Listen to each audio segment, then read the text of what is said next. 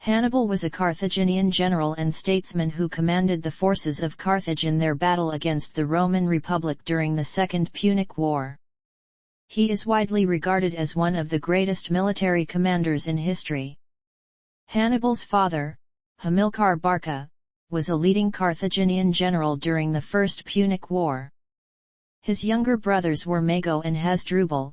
His brother-in-law was Hasdrubal the Fair, who commanded other Carthaginian armies. Hannibal lived during a period of great tension in the Mediterranean basin, triggered by the emergence of the Roman Republic as a great power with its defeat of Carthage in the First Punic War. Revanchism prevailed in Carthage, symbolized by the pledge that Hannibal made to his father to never be a friend of Rome. In 218 BC, Hannibal attacked Saguntum, an ally of Rome, in Hispania, sparking the Second Punic War. Hannibal invaded Italy by crossing the Alps with North African war elephants. In his first few years in Italy, he won a succession of victories at the Battle of the Trebia, Lake Trasimene, and Cannae, inflicting heavy losses on the Romans. Hannibal was distinguished for his ability to determine both his and his opponent's respective strengths and weaknesses, and to plan battles accordingly. His well-planned strategies allowed him to conquer and ally with several Italian cities that were previously allied to Rome. Hannibal occupied most of southern Italy for 15 years. The Romans, led by Fabius Maximus, avoided heavy confrontation with him, instead waging a war of attrition. Carthaginian defeats in Hispania prevented Hannibal from being reinforced, and he was unable to win a decisive victory. A counter-invasion of North Africa, led by Roman general Scipio Africanus, forced him to return to Carthage. Hannibal was eventually defeated at the Battle of Zama, ending the war in Roman victory. After the war, Hannibal successfully ran for the office of Suffet. He enacted political and financial reforms to enable the payment of the war indemnity imposed by Rome. However, those reforms were unpopular with members of the Carthaginian aristocracy and in Rome, and he fled into voluntary exile. During this time, he lived at the Seleucid court, where he acted as military advisor to Antiochus III the Great in his war against Rome. Antiochus met defeat at the Battle of Magnesia and was forced to accept Rome's terms, and Hannibal fled again, making a stop in the Kingdom of Armenia. His flight ended in the court of Bithynia. He was betrayed to the Romans and died by suicide with poison. Hannibal is considered one of the greatest military tacticians and generals of antiquity, alongside Philip of Macedon, Alexander the Great, Julius Caesar, Scipio Africanus and Pyrrhus. According to Plutarch, Scipio asked Hannibal who the greatest general was, to which Hannibal replied either Alexander or Pyrrhus, then himself. Name: Hannibal was a common Semitic Phoenician Carthaginian personal name. It is recorded in Carthaginian sources as NBL. It is a combination of the common Phoenician masculine given name Hanno with the northwest Semitic Canaanite deity Baal, a major god of the Carthaginians' ancestral homeland of Phoenicia in Western Asia. Its precise vocalization remains a matter of debate. Suggested readings include Anno Baal, Annibal, or Annibale, meaning Baal/the Lord is gracious, Baal has been gracious, or the grace of Baal. It is equivalent to the fellow Semitic Hebrew name Haniel. Greek historians rendered the name as Anubis. The Phoenicians and Carthaginians, like many West Asian Semitic peoples, did not use hereditary surnames, but were typically distinguished from others bearing the same name using patronymics or epithets. Although he is by far the most famous Hannibal, when further clarification is necessary he is usually referred to as Hannibal, son of Hamilcar, or Hannibal the Barcid, the latter term applying to the family of his father, Hamilcar Barca.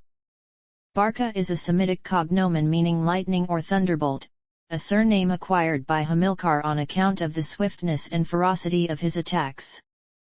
Barca is cognate with similar names for lightning found among the Israelites, Assyrians, Babylonians, Arameans, Amorites, Moabites, Edomites, and other fellow Asiatic Semitic peoples. Although they did not inherit the surname from their father, Hamilcar's progeny are collectively known as the Barcids. Modern historians occasionally refer to Hannibal's brothers as Hasdrubal Barca and Mago Barca to distinguish them from the multitudes of other Carthaginians named Hasdrubal and Mago, but this practice is ahistorical and is rarely applied to Hannibal. Background and early career. Hannibal was one of the sons of Hamilcar Barca, a Carthaginian leader, and an unknown mother. He was born in what is present-day northern Tunisia, one of many Mediterranean regions colonized by the Canaanites from their homelands in Phoenicia, a region corresponding with the Mediterranean coasts of modern Lebanon and Syria. He had several sisters whose names are unknown, and 2 brothers, Hasdrubal and Mago. His brothers-in-law were Hasdrubal the Fair and the Numidian king Narrabas. He was still a child when his sisters married, and his brothers-in-law were close associates during his father's struggles in the Mercenary War and the Punic conquest of the Iberian Peninsula. After Carthage's defeat in the First Punic War, Hamilcar set out to improve his family's and Carthage's fortunes. With that in mind and supported by Gades, Hamilcar began the subjugation of the tribes of the Iberian Peninsula. Carthage at the time was in such a poor state that it lacked a navy able to transport his army. Instead, Hamilcar had to march his forces across Numidia towards the Pillars of Hercules and then cross the Strait of Gibraltar. According to Polybius, Hannibal much later said that when he came upon his father and begged to go with him, Hamilcar agreed and demanded that he swear that as long as he lived he would never be a friend of Rome. There is even an account of him at a very young age begging his father to take him to an overseas war. In the story, Hannibal's father took him up and brought him to a sacrificial chamber. Hamilcar held Hannibal over the fire roaring in the chamber and made him swear that he would never be a friend of Rome. Other sources report that Hannibal told his father, "I swear so soon as age will permit, I will use fire and steel to arrest the destiny of Rome." According to the tradition, Hannibal's oath took place in the town of Pensacola, today part of the Valencian community, Spain. Hannibal's father went about the conquest of Hispania. When his father drowned in battle, Hannibal's brother-in-law Hasdrubal the Fair succeeded to his command of the army with Hannibal serving as an officer under him. Hasdrubal pursued a policy of consolidation of Carthage's Iberian interests, even signing a treaty with Rome whereby Carthage would not expand north of the Ebro so long as Rome did not expand south of it. Hasdrubal also endeavored to consolidate Carthaginian power through diplomatic relationships with the native tribes of Iberia and native Berbers of the North African coasts. Upon the assassination of Hasdrubal in 221 BC, Hannibal was proclaimed commander-in-chief by the army and confirmed in his appointment by the Carthaginian government. The Roman scholar Livy gives a depiction of the young Carthaginian. No sooner had he arrived, the old soldiers fancied they saw Hamilcar in his youth given back to them, the same bright look, the same fire in his eye, the same trick of countenance and features. Never was one and the same spirit more skillful to meet opposition, to obey, or to command. Livy also records that Hannibal married a woman of Castulo, a powerful Spanish city closely allied with Carthage. The Roman epic poet Silius Italicus names her as Emilce. Silius suggests a Greek origin for Emilce, but Gilbert Charles Picard argued for a Punic heritage based on an etymology from the Semitic root mlk. Silius also suggests the existence of a son, who is otherwise not attested by Livy, Polybius, or Appian. The son may have been named Hasper or Aspar, although this is disputed. After he assumed command, Hannibal spent 2 years consolidating his holdings and completing the conquest of Hispania, south of the Ebro. In his first campaign, Hannibal attacked and stormed the Alcaides' strongest center, Elythia, which promptly led to their surrender, and brought Punic power close to the river Tagus. His following campaign in 220 BC was against the Vaccii to the west, where he stormed the Vaccine strongholds of Helmantice and Arbucula. On his return home, laden with many spoils, a coalition of Spanish tribes, led by the Carpatani, attacked, and Hannibal won his first major battlefield success and showed off his tactical skills at the Battle of the River Tagus. However, Rome, fearing the growing strength of Hannibal in Iberia, made an alliance with the city of Saguntum, which lay a considerable distance south of the river Ebro, and claimed the city as its protectorate. Hannibal not only perceived this as a breach of the treaty signed with Hasdrubal, but as he was already planning an attack on Rome, this was his way to start the war. So he laid siege to the city, which fell after 8 months. Hannibal sent the booty from Saguntum to Carthage, a shrewd move which gained him much support from the government. Livy records that only Hanno II the Great spoke against him. In Rome, the Senate reacted to this apparent violation of the treaty by dispatching a delegation to Carthage to demand whether Hannibal had destroyed Saguntum in accordance with orders from Carthage. The Carthaginian Senate responded with legal arguments observing the lack of ratification by either government for the treaty alleged to have been violated. The delegation's leader, Quintus Fabius Maximus Varicosus, demanded Carthage choose between war and peace, to which his audience replied that Rome could choose. Fabius chose war. Second Punic War in Italy. Overland journey to Italy. This journey was originally planned by Hannibal's brother-in-law Hasdrubal the Fair, who became a Carthaginian general in the Iberian Peninsula in 229 BC. He maintained this post for 8 years until 221 BC. Soon the Romans became aware of an alliance between Carthage and the Celts of the Po Valley in northern Italy. The Celts were amassing forces to invade farther south in Italy, presumably with Carthaginian backing. Therefore, the Romans preemptively invaded the Po region in 225 BC. By 220 BC, the Romans had annexed the area as Cisalpine Gaul. Hasdrubal was assassinated around the same time, bringing Hannibal to the fore. It seems that the Romans lulled themselves into a false sense of security, having dealt with the threat of a Gallo-Carthaginian invasion, and perhaps knowing that the original Carthaginian commander had been killed. Hannibal departed Cartagena, Spain in late spring of 218 BC. He fought his way through the northern tribes to the foothills of the Pyrenees, subduing the tribes through clever mountain tactics and stubborn fighting. He left a detachment of 20,000 troops to garrison the newly conquered region. At the Pyrenees, he released 11,000 Iberian troops who showed reluctance to leave their homeland. Hannibal reportedly entered Gaul with 40,000 foot soldiers and 12,000 horsemen. Hannibal recognized that he still needed to cross the Pyrenees, the Alps, and many significant rivers. Additionally, he would have to contend with opposition from the Gauls, whose territory he passed through. Starting in the spring of 218 BC, he crossed the Pyrenees and reached the Rhône by conciliating the Gaulish chiefs along his passage before the Romans could take any measures to bar his advance, arriving at the Rhône in September. Hannibal's army numbered 38,000 infantry, 8,000 cavalry, and 38 elephants, almost none of which would survive the harsh conditions of the Alps. Hannibal outmaneuvered the natives who had tried to prevent his crossing, then evaded a Roman force marching from the Mediterranean coast by turning inland up the valley of the Rhône. His exact route over the Alps has been the source of scholarly dispute ever since.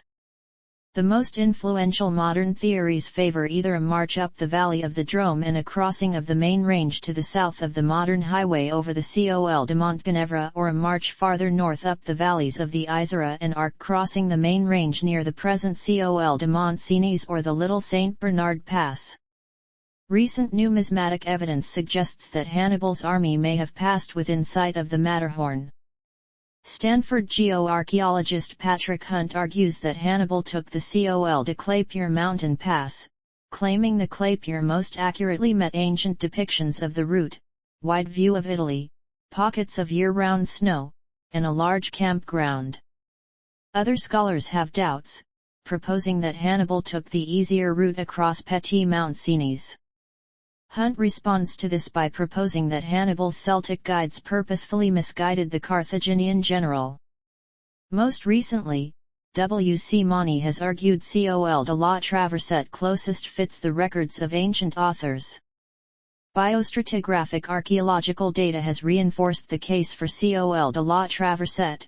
Analysis of peat bogs near watercourses on both sides of the pass's summit showed that the ground was heavily disturbed by thousands, perhaps tens of thousands, of animals and humans, and that the soil bore traces of unique levels of Clostridia bacteria associated with the digestive tract of horses and mules. Radiocarbon dating secured dates of 2168 BP or c. 218 BC, the year of Hannibal's march. Money et al. Have concluded that this and other evidence strongly supports the Col de la Traversette as being the Hannibalic route as had been argued by Gavin de Beer in 1954. De Beer was one of only 3 interpreters, the others being John Lazenby and Jacob Siebert, to have visited all the Alpine high passes and presented a view on which was most plausible. Both de Beer and Siebert had selected the Col de la Traversette as the one most closely matching the ancient descriptions. Polybius wrote that Hannibal had crossed the highest of the Alpine passes, Col de la Traversette, between the upper Gil Valley and the upper Po River is the highest pass. It is moreover the most southerly, as Varro in his De Re Rustica relates, agreeing that Hannibal's pass was the highest in Western Alps and the most southerly. Money et al. Argue that factors used by de Beer to support Col de la Traversette, including gauging ancient place names against modern, close scrutiny of times of flood in major rivers and distant viewing of the Po plains taken together with massive radiocarbon and microbiological and parasitical evidence from the alluvial sediments either side of the pass furnish supporting evidence, proof if you will, that Hannibal's invasion went that way. If Hannibal had ascended the Col de la Traversette, the Po Valley would indeed have been visible from the pass's summit, vindicating Polybius's account. By Livy's account, the crossing was accomplished in the face of huge difficulties. These Hannibal surmounted with ingenuity, such as when he used vinegar and fire to break through a rockfall. According to Polybius, he arrived in Italy accompanied by 20,000 foot soldiers, 4,000 horsemen, and only a few elephants. The fired rockfall event is mentioned only by Livy. Polybius is mute on the subject, and there is no evidence of carbonized rock at the only 2-tier rockfall in the Western Alps, located below the Col de la Traversette. If Polybius is correct in his figure for the number of troops that he commanded after the crossing of the Rhône, this would suggest that he had lost almost half of his force. Historians such as Serge Lancel have questioned the reliability of the figures for the number of troops that he had when he left Hispania. From the start, he seems to have calculated that he would have to operate without aid from Hispania. Hannibal's vision of military affairs was derived partly from the teaching of his Greek tutors and partly from experience gained alongside his father, and it stretched over most of the Hellenistic world of his time. Indeed, the breadth of his vision gave rise to his grand strategy of conquering Rome by opening a northern front and subduing allied city-states on the peninsula, rather than by attacking Rome directly.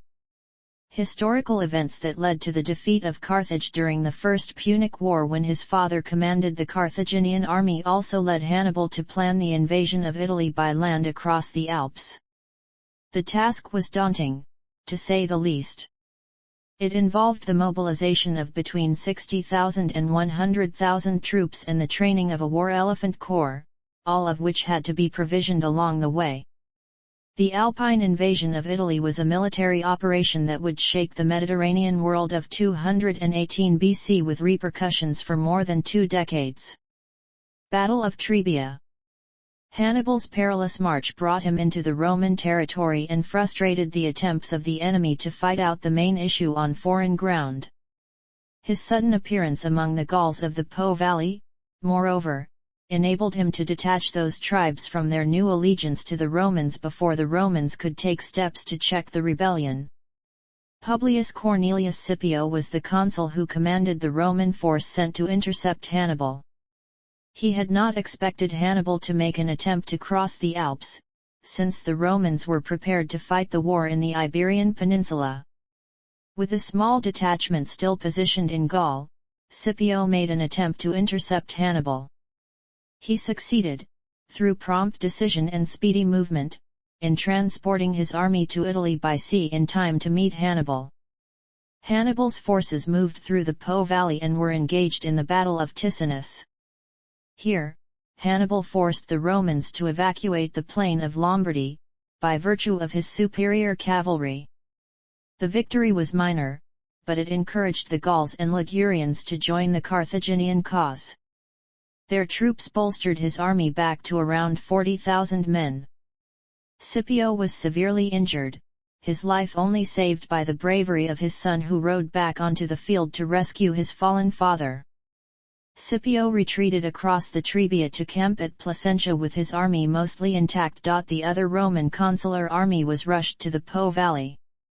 Even before news of the defeat at Ticinus had reached Rome, the Senate had ordered consul Tiberius Sempronius Longus to bring his army back from Sicily to meet Scipio and face Hannibal. Hannibal, by skillful maneuvers, was in position to head him off, for he lay on the direct road between Placentia and Arminum, by which Sempronius would have to march to reinforce Scipio. He then captured Clastidium, from which he drew large amounts of supplies for his men. But this gain was not without loss, as Sempronius avoided Hannibal's watchfulness, slipped around his flank, and joined his colleague in his camp near the Trebia River near Placentia. There Hannibal had an opportunity to show his masterful military skill at the Trebia in December of the same year, after wearing down the superior Roman infantry, when he cut it to pieces with a surprise attack and ambush from the flanks. Battle of Lake Trasimene. Hannibal quartered his troops for the winter with the Gauls, whose support for him had abated. Fearing the possibility of an assassination attempt by his Gallic allies, Hannibal had a number of wigs made, dyed to suit the appearance of persons differing widely in age, and kept constantly changing them, so that any would-be assassins wouldn't recognize him. In the spring of 217 BC, Hannibal decided to find a more reliable base of operations farther south. Gnaeus Servilius and Gaius Flaminius were expecting Hannibal to advance on Rome, and they took their armies to block the eastern and western routes that Hannibal could use. The only alternative route to central Italy lay at the mouth of the Arno. This area was practically one huge marsh, and happened to be overflowing more than usual during this particular season. Hannibal knew that this route was full of difficulties, but it remained the surest and certainly the quickest way to central Italy. Polybius claims that Hannibal's men marched for 4 days and 3 nights through a land that was under water, suffering terribly from fatigue and enforced want of sleep.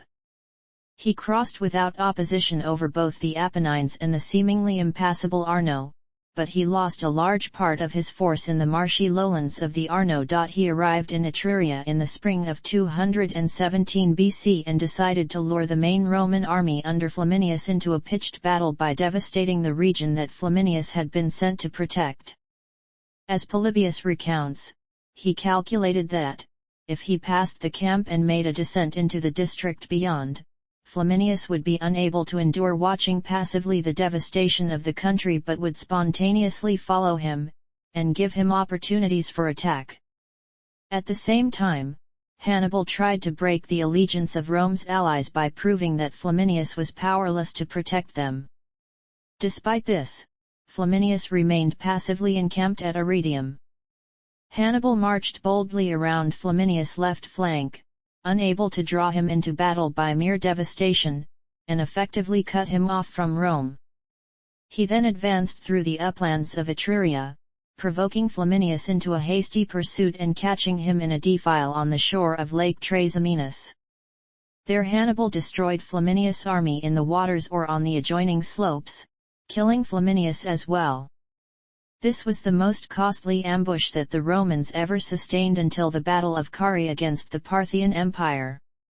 Hannibal had now disposed of the only field force that could check his advance upon Rome, but he realized that, without siege engines, he could not hope to take the capital. He opted to exploit his victory by entering into central and southern Italy and encouraging a general revolt against the sovereign power. The Romans appointed Quintus Fabius Maximus Varicosus as their dictator. Departing from Roman military traditions, Fabius adopted the strategy named after him, avoiding open battle while placing several Roman armies in Hannibal's vicinity in order to watch and limit his movements. Hannibal ravaged Apulia but was unable to bring Fabius to battle, so he decided to march through Samnium to Campania, one of the richest and most fertile provinces of Italy, hoping that the devastation would draw Fabius into battle.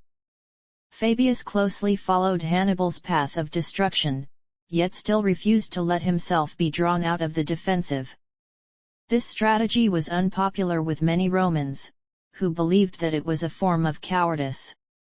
Hannibal decided that it would be unwise to winter in the already devastated lowlands of Campania, but Fabius had trapped him there by ensuring that all the exit passes were blocked. This situation led to the night battle of Ager Falernus. Hannibal had his men tie burning torches to the horns of a herd of cattle and drive them up the heights nearby.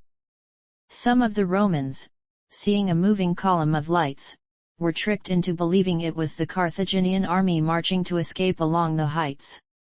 As they moved off in pursuit of this decoy, Hannibal managed to move his army in complete silence through the dark lowlands and up to an unguarded pass. Fabius himself was within striking distance, but in this case his caution worked against him, as rightly sensing a trick he stayed put. Thus, Hannibal managed to stealthily escape with his entire army intact. What Hannibal achieved in extricating his army was, as Adrian Goldsworthy puts it, a classic of ancient generalship, finding its way into nearly every historical narrative of the war and being used by later military manuals. This was a severe blow to Fabius' prestige, and soon after this his period of dictatorial power ended. For the winter, Hannibal found comfortable quarters in the Apulian plain. Battle of Cannae. In the spring of 216 BC, Hannibal took the initiative and seized the large supply depot at Cannae in the Apulian plain. By capturing Cannae, Hannibal had placed himself between the Romans and their crucial sources of supply. Once the Roman Senate resumed their consular elections in 216 BC, they appointed Gaius Terentius Varro and Lucius Aemilius Paulus as consuls. In the meantime, the Romans hoped to gain success through sheer strength and weight of numbers, and they raised a new army of unprecedented size, estimated by some to be as large as 100,000 men, but more likely around 50,000–80,000. The Romans and allied legions resolved to confront Hannibal and marched southward to Apulia. They eventually found him on the left bank of the Aufidus River, and encamped 10 kilometers away. On this occasion, the two armies were combined into one, the consuls having to alternate their command on a daily basis. According to Livy, Varro was a man of reckless and hubristic nature, and it was his turn to command on the day of battle. Hannibal capitalized on the eagerness of the Romans and drew them into a trap by using an envelopment tactic. This eliminated the Roman numerical advantage by shrinking the combat area.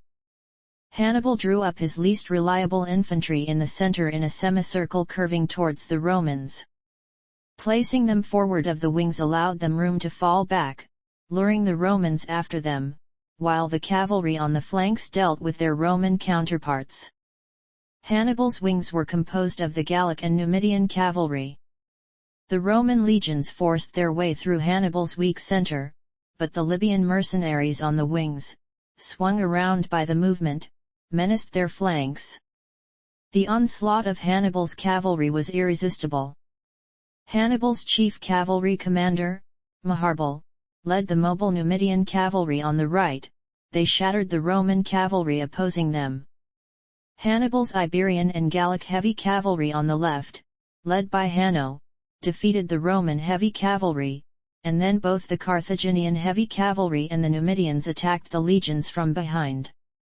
As a result, the Roman army was hemmed in with no means of escape. Due to these brilliant tactics, Hannibal managed to surround and destroy all but a small remnant of his enemy, despite his own inferior numbers.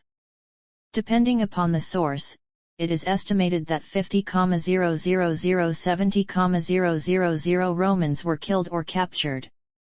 Among the dead were Roman consul Lucius Aemilius Paulus, 2 consuls for the preceding year, 2 quaestors, 29 of the 48 military tribunes, and an additional 80 senators. This makes the battle one of the most catastrophic defeats in the history of ancient Rome, and one of the bloodiest battles in all of human history. After Cannae, the Romans were very hesitant to confront Hannibal in pitched battle, preferring instead to weaken him by attrition, relying on their advantages of interior lines, supply, and manpower. As a result, Hannibal fought no more major battles in Italy for the rest of the war. It is believed that his refusal to bring the war to Rome itself was due to a lack of commitment from Carthage of men, money, and material, principally siege equipment. Whatever the reason, the choice prompted Hannibal to say, "Hannibal, you know how to gain a victory, but not how to use one." As a result of this victory, many parts of Italy joined Hannibal's cause. As Polybius notes, how much more serious was the defeat of Cannae than those that preceded it can be seen by the behavior of Rome's allies. Before that fateful day, their loyalty remained unshaken. Now it began to waver for the simple reason that they despaired of Roman power. During that same year, the Greek cities in Sicily were induced to revolt against Roman political control, while Macedonian King Philip V pledged his support to Hannibal, thus initiating the First Macedonian War against Rome. Hannibal also secured an alliance with newly appointed tyrant Hieronymus of Syracuse. It is often argued that, if Hannibal had received proper material reinforcements from Carthage, he might have succeeded with a direct attack upon Rome. Instead, he had to content himself with subduing the fortresses that still held out against him, and the only other notable event of 216 BC was the defection of certain Italian territories, including Capua, the second largest city of Italy, which Hannibal made his new base. However, only a few of the Italian city-states that he had expected to gain as allies defected to him. Stalemate. The war in Italy settled into a strategic stalemate. The Romans used the attritional strategy that Fabius had taught them, which, they finally realized, was the only feasible means of defeating Hannibal. Indeed, Fabius received the name Cunctator because of his policy of not meeting Hannibal in open battle but through attrition. The Romans deprived Hannibal of a large-scale battle and instead assaulted his weakening army with multiple smaller armies in an attempt to both weary him and create unrest in his troops. For the next few years, Hannibal was forced to sustain a scorched earth policy and obtain local provisions for protracted and ineffectual operations throughout southern Italy. His immediate objectives were reduced to minor operations centered mainly around the cities of Campania. The forces detached to his lieutenants were generally unable to hold their own, and neither his home government nor his new ally Philip V of Macedon helped to make up his losses. His position in southern Italy, therefore, became increasingly difficult and his chance of ultimately conquering Rome grew ever more remote. Hannibal still won a number of notable victories, completely destroying 2 Roman armies in 212 BC, and killing 2 consuls in a battle in 208 BC. However, Hannibal slowly began losing ground, inadequately supported by his Italian allies, abandoned by his government, and unable to match Rome's resources. He was never able to bring about another grand decisive victory that could produce a lasting strategic change. Carthaginian political will was embodied in the ruling oligarchy. There was a Carthaginian Senate, but the real power was with the inner council of 30 nobles and the board of judges from ruling families known as the 104. These two bodies came from the wealthy, commercial families of Carthage. Two political factions operated in Carthage, the War Party, also known as the Barcids, and the Peace Party led by Hanno II the Great. Hanno had been instrumental in denying Hannibal's requested reinforcements following the battle at Cannae. Hannibal started the war without the full backing of Carthaginian oligarchy.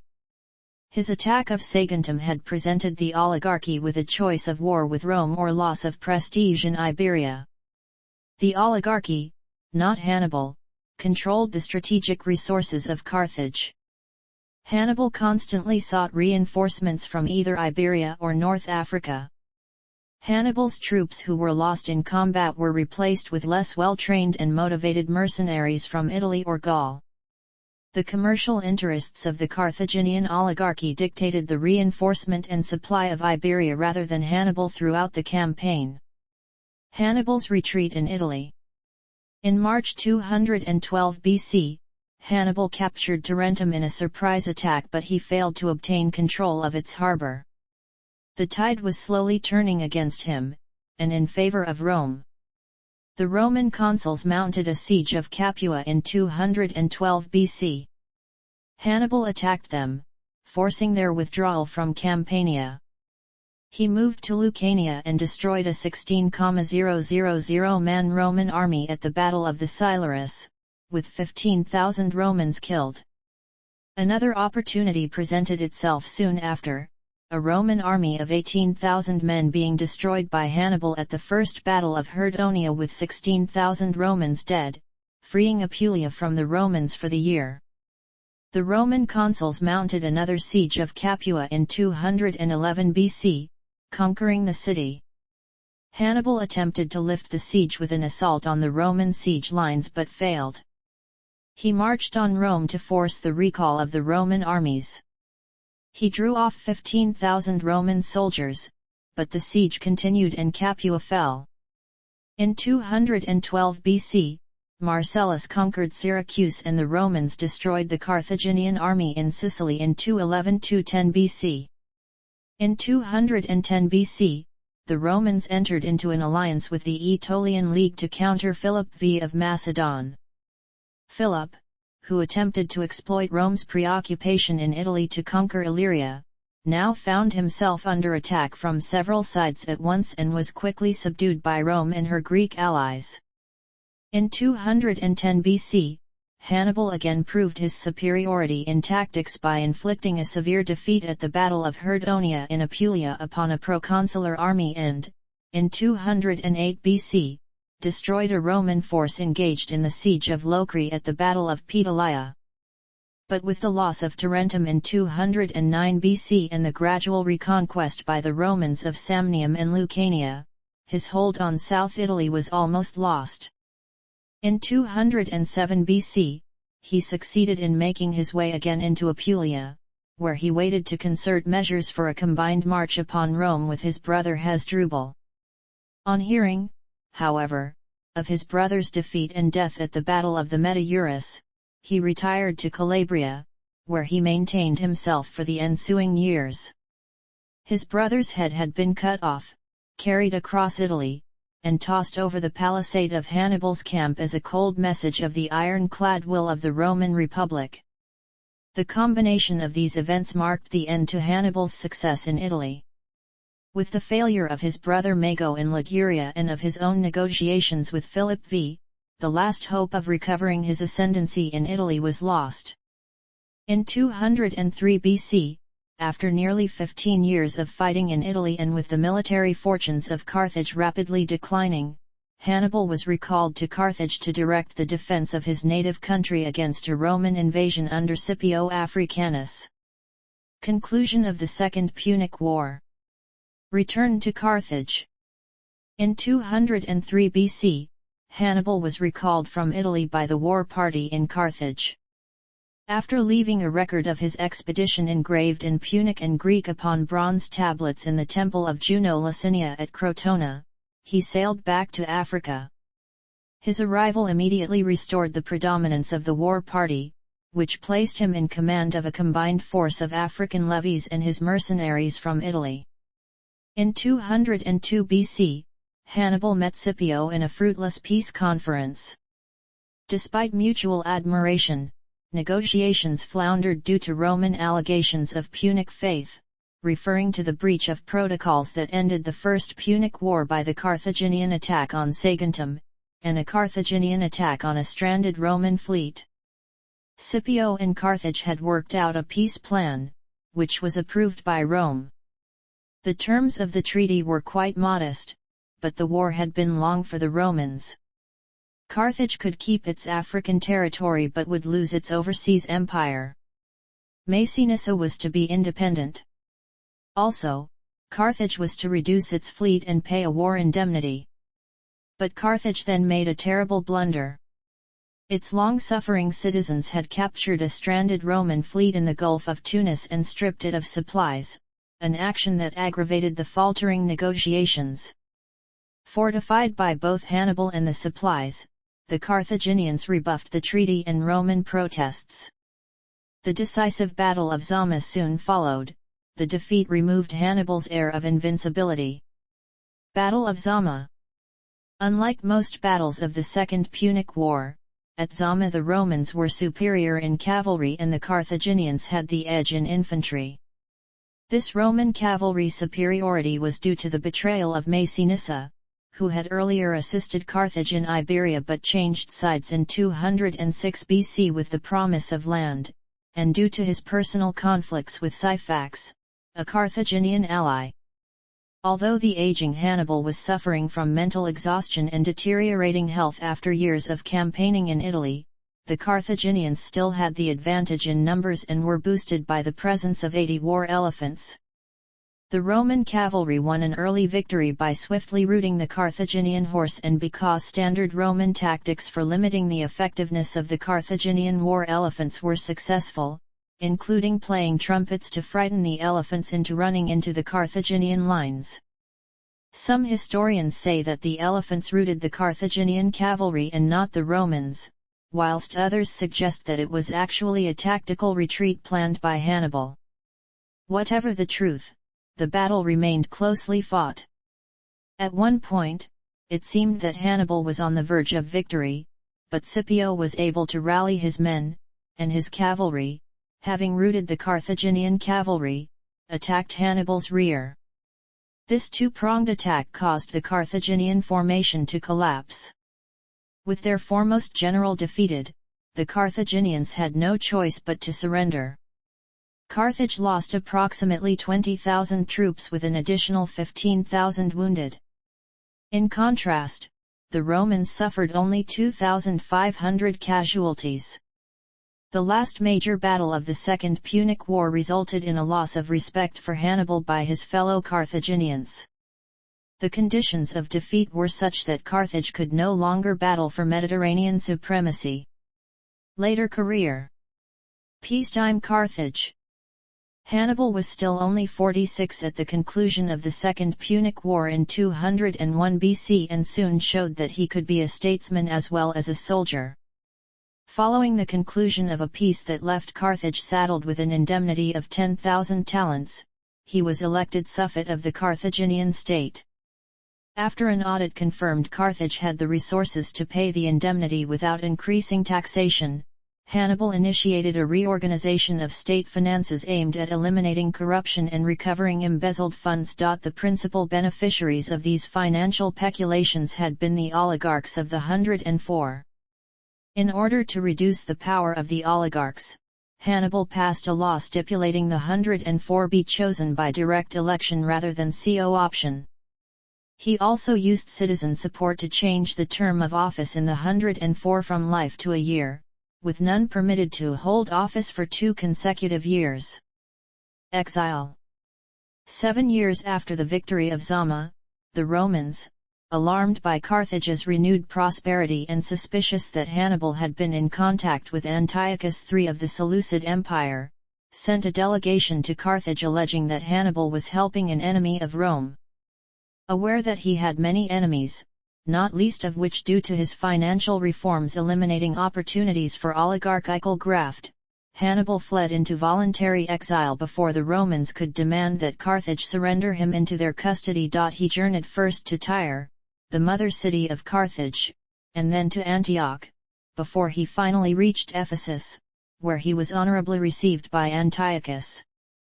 Livy states that the Seleucid king consulted Hannibal on the strategic concerns of making war on Rome. According to Cicero, while at the court of Antiochus, Hannibal attended a lecture by Phormio, a philosopher, that ranged through many topics. When Phormio finished a discourse on the duties of a general, Hannibal was asked his opinion.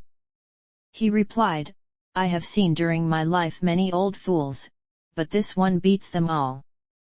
Another story, according to Aulus Gellius, is that after Antiochus III showed off the gigantic and elaborately equipped army he had created to invade Greece to Hannibal, he asked him if they would be enough for the Roman Republic, to which Hannibal replied, "I think all this will be enough, yes, quite enough, for the Romans, even though they are most avaricious." In the summer of 193 BC, tensions flared up between the Seleucids and Rome. Antiochus gave tacit support to Hannibal's plans of launching an anti-Roman coup d'état in Carthage, yet it was not carried out. The Carthaginian general also advised equipping a fleet and landing a body of troops in the south of Italy, offering to take command himself. In 190 BC, after having suffered a series of defeats in the Roman-Seleucid War, Antiochus gave Hannibal his first significant military command after spending 5 years in the Seleucid court. Hannibal was tasked with building a fleet in Cilicia from scratch. Although Phoenician territories like Tyre and Sidon possessed the necessary combination of raw materials, technical expertise, and experienced personnel, it took much longer than expected for it to be completed, most likely due to wartime shortages. In July 190 BC, Hannibal ordered his fleet to set sail from Seleucia Pieria along the southern Asia Minor coast in order to reinforce the rest of the Seleucid navy at Ephesus. The following month Hannibal's fleet clashed with the Rhodian navy in the Battle of Side. The faster Rhodian ships managed to heavily damage half of Hannibal's warships through the Dioclus maneuver, forcing him to retreat.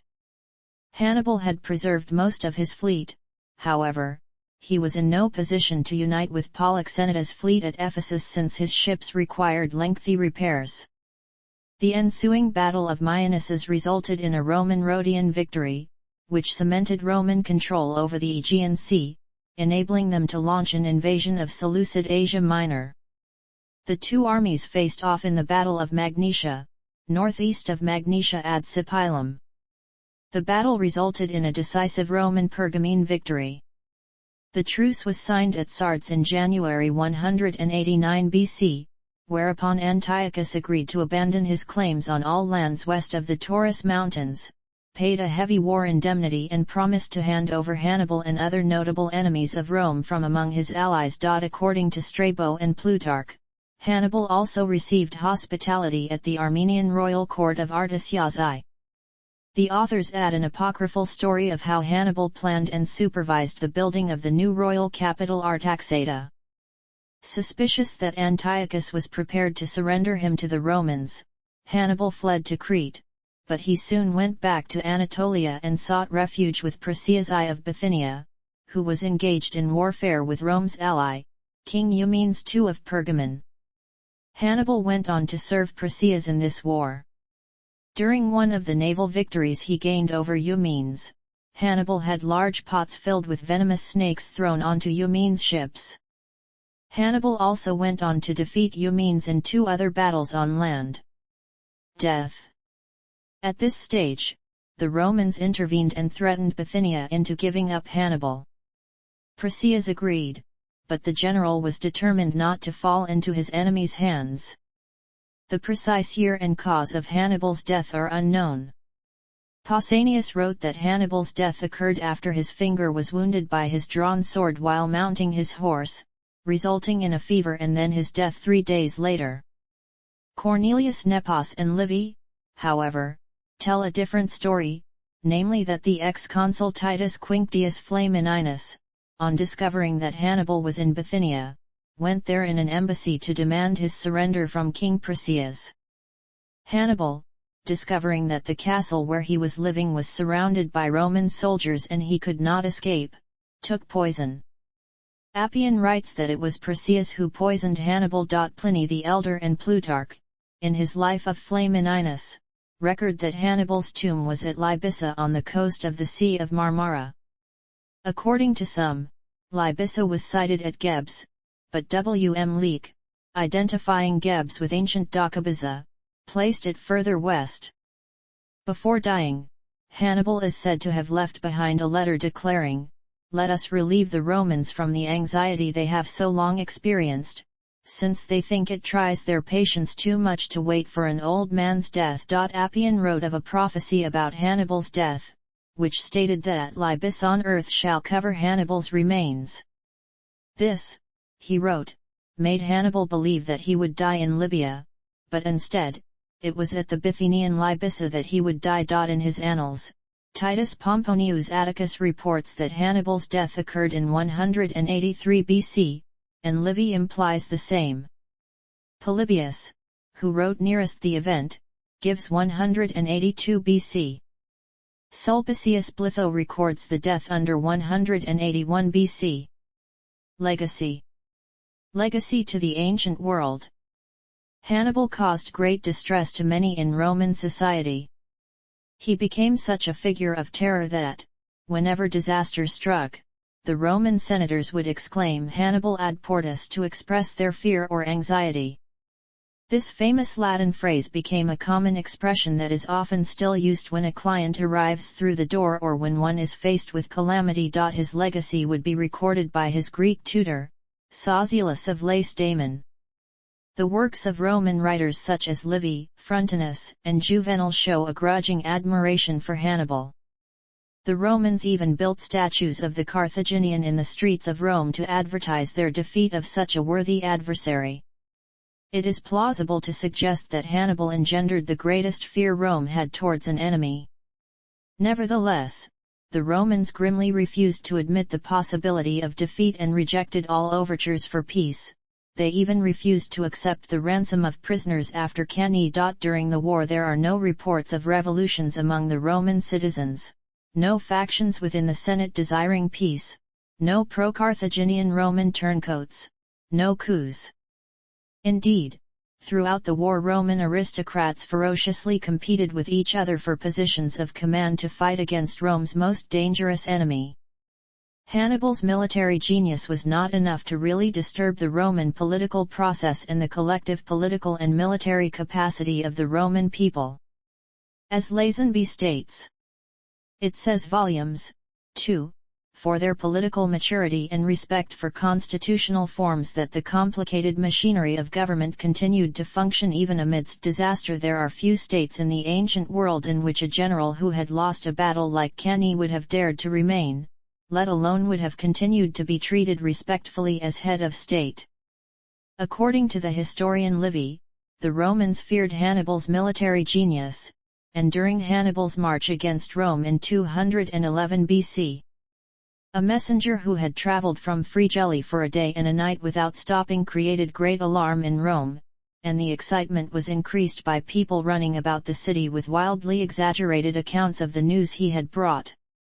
The wailing cry of the matrons was heard everywhere, not only in private houses but even in the temples. Here they knelt and swept the temple floors with their disheveled hair and lifted up their hands to heaven in piteous entreaty to the gods that they would deliver the city of Rome out of the hands of the enemy and preserve its mothers and children from injury and outrage. In the Senate the news was received with varying feelings as men's temperaments differed, so it was decided to keep Capua under siege, but to send 15,000 infantry and 1,000 cavalry as reinforcements to Rome. According to Livy, the land occupied by Hannibal's army outside Rome in 211 BC was sold by a Roman while it was occupied. This may not be true, but as Lazenby states, could well be, exemplifying as it does not only the supreme confidence felt by the Romans in ultimate victory, but also the way in which something like normal life continued. After Cannae, the Romans showed a considerable steadfastness in adversity. An undeniable proof of Rome's confidence is demonstrated by the fact that after the Cannae disaster she was left virtually defenseless, but the Senate still chose not to withdraw a single garrison from an overseas province to strengthen the city. In fact, they were reinforced and the campaigns there maintained until victory was secured, beginning first in Sicily under the direction of Claudius Marcellus, and later in Hispania under Scipio Africanus. Although the long-term consequences of Hannibal's war are debatable, this war was undeniably Rome's finest hour. Most of the sources available to historians about Hannibal are from Romans. They considered him the greatest enemy Rome had ever faced. Livy gives us the idea that Hannibal was extremely cruel. Even Cicero, when he talked of Rome and its two great enemies, spoke of the honorable Pyrrhus and the cruel Hannibal. Yet a different picture sometimes emerges. When Hannibal's successes had brought about the death of two Roman consuls, he vainly searched for the body of Gaius Flaminius on the shores of Lake Trasimene, held ceremonial rituals in recognition of Lucius Aemilius Paulus, and sent Marcellus' ashes back to his family in Rome. Any bias attributed to Polybius, however, is more troublesome.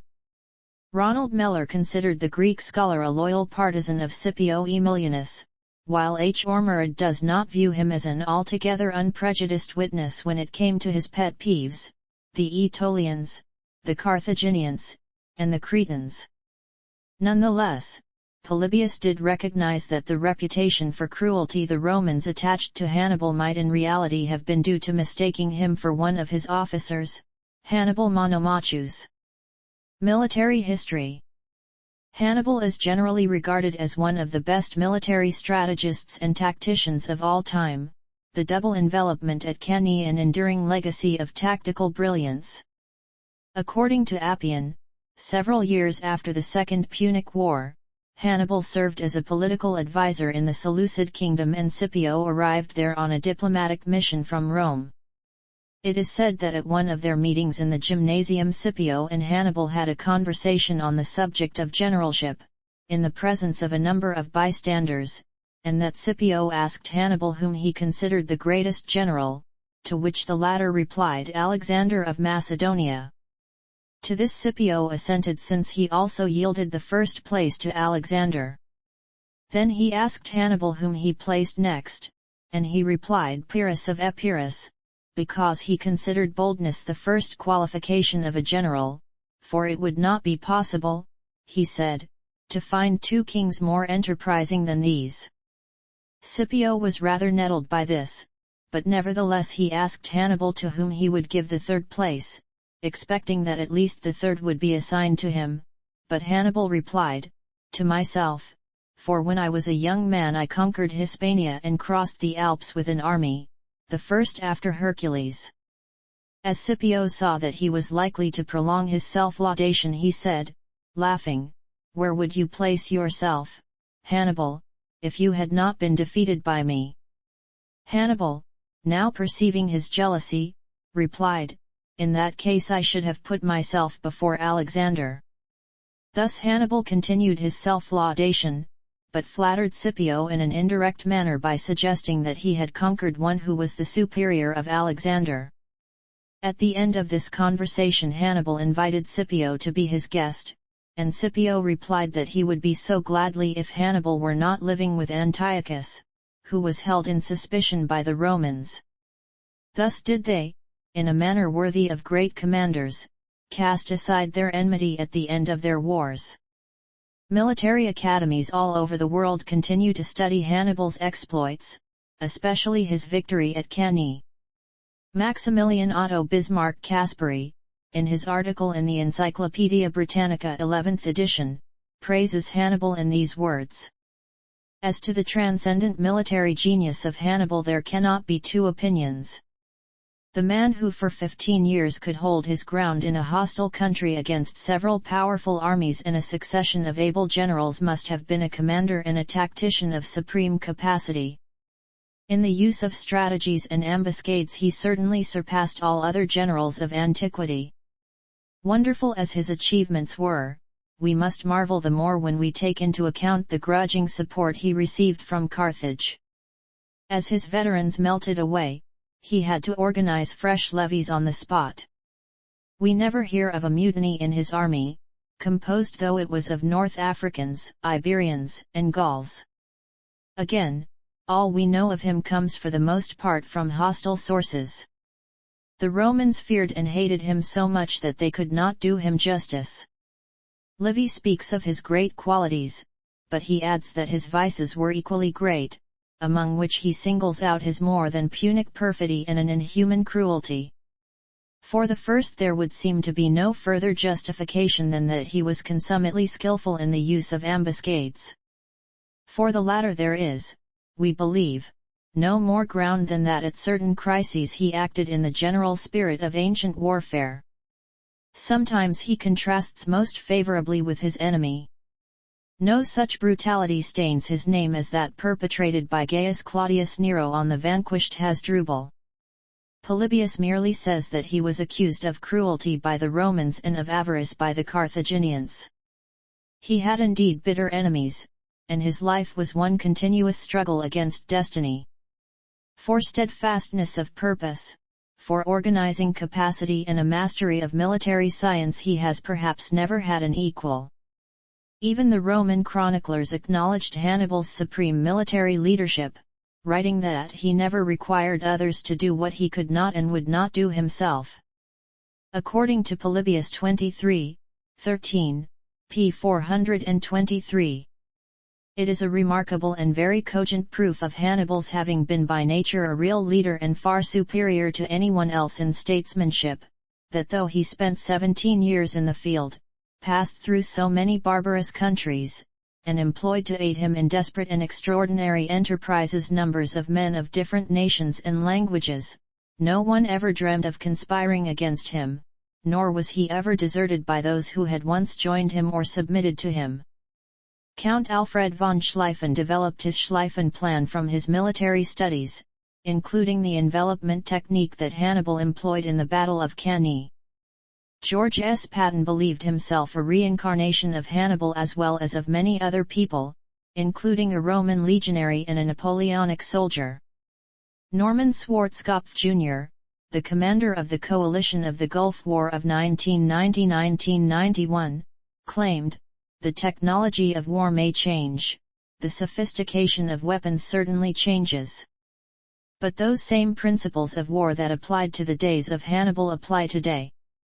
According to the military historian Theodore Arald Dodge, Hannibal excelled as a tactician. No battle in history is a finer sample of tactics than Cannae. But he was yet greater in logistics and strategy. No captain ever marched to and fro among so many armies of troops superior to his own numbers and material as fearlessly and skillfully as he.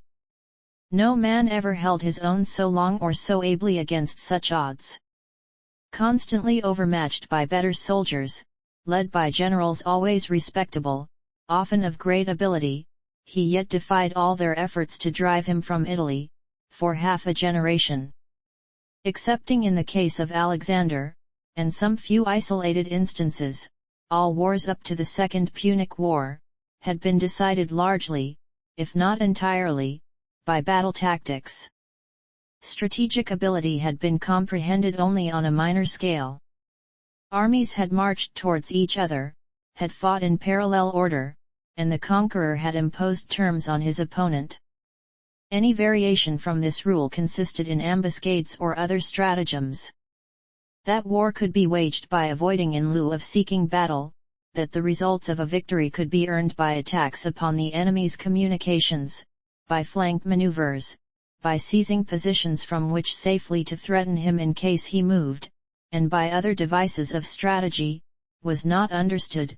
For the first time in the history of war, we see two contending generals avoiding each other, occupying impregnable camps on heights, marching about each other's flanks to seize cities or supplies. In their rear, harassing each other with small war, and rarely venturing on a battle which might prove a fatal disaster, all with a well-conceived purpose of placing his opponent at a strategic disadvantage. That it did so was due to the teaching of Hannibal. In modern Tunisia, due to his origin and connection with the territory belongs to modern-day Tunisia, he is widely revered as a national hero in the Arab nation. Hannibal's profile appears on the Tunisian 5 dinar bill issued on November 8, 1993, as well as on another new bill put into circulation on March 20, 2013. His name also appears in that of a private television channel, Hannibal TV. A street in Carthage, located near the Punic ports, bears his name, as does a station on the TGM railway line, Carthage-Hannibal. Plans envisage a mausoleum and a 17-meter-high colossus of Hannibal on the Bursa, the highest point of Carthage overlooking Tunis. Other. The teenaged Sigmund Freud regarded Hannibal as a hero. The founder of psychoanalysis portrays an idealized image of the Carthaginian general in his analysis of his dreams of Rome in the interpretation of dreams. Freud then associates this phenomenon with the adage all roads lead to Rome. He writes in the interpretation of dreams, Hannibal and Rome symbolized for the adolescent that I was the opposition between the tenacity of Judaism and the organizing spirit of the Catholic Church. A fictional opera called Hannibal appears at the beginning of the musical Phantom of the Opera. Kocaeli in Turkey has a cenotaph built in Hannibal's memory. Even though the location of Hannibal's tomb could not be determined precisely in the studies carried out due to Ataturk's great interest, a monumental cenotaph was built in the south of present-day Gebze as an expression of Ataturk's will and Ataturk's respect for Hannibal. Since 2011, Hannibal has appeared as one of the main characters, with Scipio Africanus, of the Ad Astrum manga in which Mihachi Kagano traces the course of the Second Punic War. The two generals appear as allies in the Drifters manga, having been teleported to another dimension to wage war together. Tunisia's home and away kit for the 2022 FIFA World Cup was inspired by the K-Sauer SF cuirass, a piece of body armor believed to be worn by Carthaginian soldiers under the command of General Hannibal. Timeline. See also. References.